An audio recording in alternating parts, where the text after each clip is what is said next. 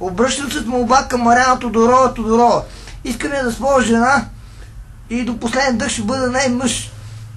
Много я моля да ми прости конфликта с колегите и всичко беше просто една борба заради нея.